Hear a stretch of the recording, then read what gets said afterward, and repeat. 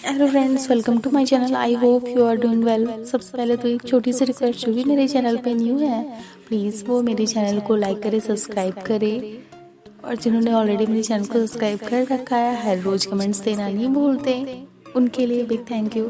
Friends, आज की मेरी स्टोरी एक सेलिब्रिटी पे है, जैसा कि मैंने थंबनेल पे लगाया है। सो आज मैं उनके बारे में बताती हूँ। फ्रेंड्स, लाइफ में ना कभी राइजिंग स्टार को देखते हैं तो उसकी चमक को देखने में इतनी मशहूर हो जाता है कि हमें समझ नहीं आता कि उसके पीछे की स्ट्रगल की कहानी भी बहुत होगी। लेकिन हम वैसे ही स्ट्रगल पाना चाहते हैं, सोचते हैं कि जैसे वो इतनी आसानी से वहाँ पहुँच गया होगा, बस अब मुझे भी वैसे ही बनना है। फ्रेंड्स, आसानी से पहुँचने वाले ना चमकने वाले सितारे नहीं होते।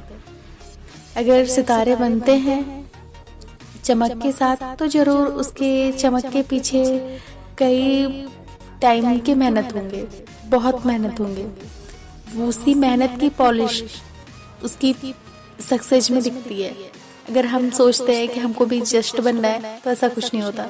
सो एक शैडो में दिखाती हूँ अरिजीत सिंह की लाइफ की, क्योंकि आज उनका बर्थडे है तो मुझे लगा कि उनके ऊपर एक वीडियो बनानी बनती है, क्योंकि हमारे इंडिया पे लाखों दिलों पे राज करने वाले वो, उनकी वॉइस इतनी खास है कि सुनने का मन करता है। सबसे पहले तो हैप्पी बर्थडे आप सब भी बोल देना नीचे कमेंट्स में अरिजीत सिंह के लिए। और आज ये वीडियो उनके ऊपर डेडिकेट करती हूँ, और उन सभी लोगों को कि उनकी लाइफ से एक प्रेरणा ले सके, एक सीख ले सके कि झटपट सफलता नहीं मिलती। वो वेस्ट बंगाल के रहने वाले थे। अप्रैल 1897 आज के दिन उनका जन्म हुआ वेस्ट बंगाल में मुर्शिदाबाद में। उनके पापा LIC के एक एजेंट थे और माँ हाउसवाइफ। लेकिन माँ के साइड से उनकी नानी माँ और मामा, ये सारे लोग म्यूजिक से काफ़ी जुड़े हुए थे। तो कहीं ना कहीं ये चीज़ें अरिजीत सिंह में आई। वो अपनी स्कूलिंग की शिक्षा जीजागंज से किए, लेकिन उसके साथ उन्हें काफ़ी इंटरेस्ट अपने सिंगिंग में आने लगा। और फैमिली बैकग्राउंड कहते हैं कि जब सेम होती है तो कहीं ना कहीं से वो लोग आपकी चीज़ों को जल्दी से समझ लेते हैं कि नहीं, आपकी रुचि इसमें है तो उतनी प्रॉब्लम नहीं होती। लेकिन अगर आप कुछ दूसरा सोचते हैं तो थोड़ी कलेश होने लगती है कि यार ये क्या कर रहे हैं।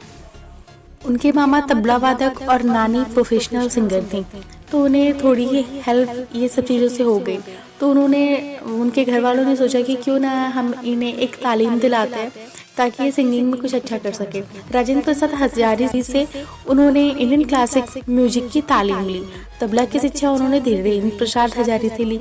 उन्होंने पॉप म्यूजिक की शिक्षा वीरेंद्र प्रसाद हजारी से ली। फ्रेंड, इनकी शिक्षा अच्छी हो चुकी थी, इन्हें भी अपने ऊपर कॉन्फिडेंस आ चुका था। उसी बीच एक सिंगिंग शो सोनी टेलीविजन पे आने वाला था, उसका नाम था फेम गुरुकुल। इनके गुरु ने उन्होंने बोला कि तुम वहाँ पे जाओ और अपने आप को वहाँ साबित करो। तो अरिजीत सिंह का उस टाइम किसी टेलीविजन पे आने का मन नहीं था। उन्होंने बोला कि नहीं गुरुजी, मैं नहीं जा पाऊँगा। लेकिन फिर उन्होंने इसलिए जाने का मन बनाया क्योंकि शंकर एहसान लाए वहाँ पे वो जज बन के आए हुए थे और वो उनके बहुत फेवरेट थे। तो उन्होंने सोचा कि चलो कुछ होता नहीं है तो कम से कम उनसे तो मिलूंगा। फिर वो वहाँ पे जाते हैं, लेकिन वहाँ जाने के बाद उन्हें ऑडियंस उतनी पसंद नहीं करती थी उस टाइम पे, लेकिन उतना कनेक्ट नहीं कर पाते थे, ताकि बाहर ही निकलना पड़ गया, विनर भी नहीं हुए। फिर उन्होंने दूसरे शो में अपनी जगह बनाई, 10 के 10 ले गए, गाने का कॉन्ट्रैक्ट मिला। फिर उस कॉन्ट्रैक्ट से वो मुंबई चले गए और वहाँ पे वो रहने लगे। तो फिर उन्हें सरवाइव करने के लिए उतने पैसों की जरूरत पड़ती थी। मुंबई जैसे सिटी में उन्हें बहुत प्रॉब्लम फेस करने पड़े। फिर उन्होंने करते और कुछ पैसे उससे आते तो जिससे कि वो अपने काम कर लेते। फिर कुछ टाइम बाद उनकी लाइफ ऐसे ही चलती रही, लेकिन शंकर एहसान लाए वो काफ़ी जगह पे उन्हें रिकमेंड किया करते थे कि बहुत अच्छा सिंगर है, आप लोग इनसे रखो। तो काफ़ी सारे प्रोड्यूसर, बहुत सारे लोग उन्हें मना कर देते, फिल्म नया लड़का है हम नहीं लेंगे, ऑडियंस उन्हें सपोर्ट नहीं की तो सुनी नहीं तो मेरी फिल्म खराब हो जाएगी, तो लोग लेने से मना कर देते। लेकिन उस टाइम प्रीतम दा के लिए भी इन्होंने म्यूज़िक टाइम पे उन्होंने सोचा कि आज के आज में उनकी मेहनत को देखते हुए उन्हें लगा कि मैं कोई नया सिंगर क्यों लूँ, क्यों ना मैं इसे गाने का मौका दे दूँ। तो फ्रेंड्स, ये अरिजीत सिंह का सबसे बड़ा टर्निंग पॉइंट था।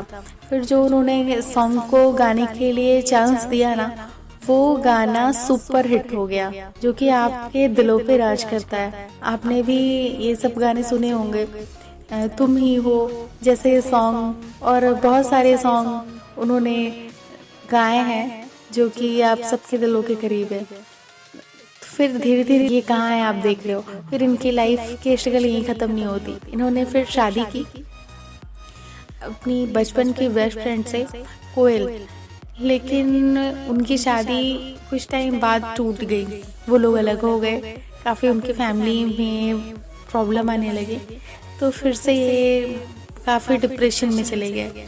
लेकिन कुछ टाइम बाद इन्होंने अपने सिंगिंग को स्टॉप किया, फिर उसके बाद फिर से आए, फिर उन्होंने जो इंडस्ट्री में अपना नाम कमाया और जो अभी तक ये मेहनत कर रहे हैं, ये सब मेहनत की ये चीज़ें हम लोग को दिखती है। फ्रेंड्स, ये हम कोई भी सॉन्ग 5 मिनट में सुनते हैं ज़रूर, लेकिन ये 5 मिनट के पीछे कितने घंटों की मेहनत होती है, कितनी मेहनत होती है, ये शायद एक सिंगर से बेहतर कोई नहीं जानता।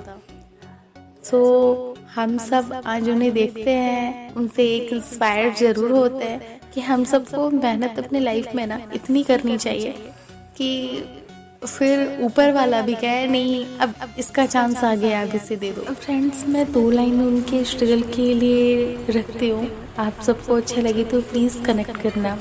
यूं ही नहीं होती हाथों की लकीरों के आगे उंगलियाँ, यूं ही नहीं होती हाथों की लकीरों के आगे उंगलियाँ, रब ने भी किस्मत से पहले मेहनत लिखी है, रब ने भी किस्मत से पहले मेहनत लिखी है। आज की स्टोरी आपको कैसी लगी आप प्लीज़ बताना अपने कमेंट से। मैं फिर मिलूँगी अपने नेक्स्ट वीडियो के साथ। Okay, bye bye.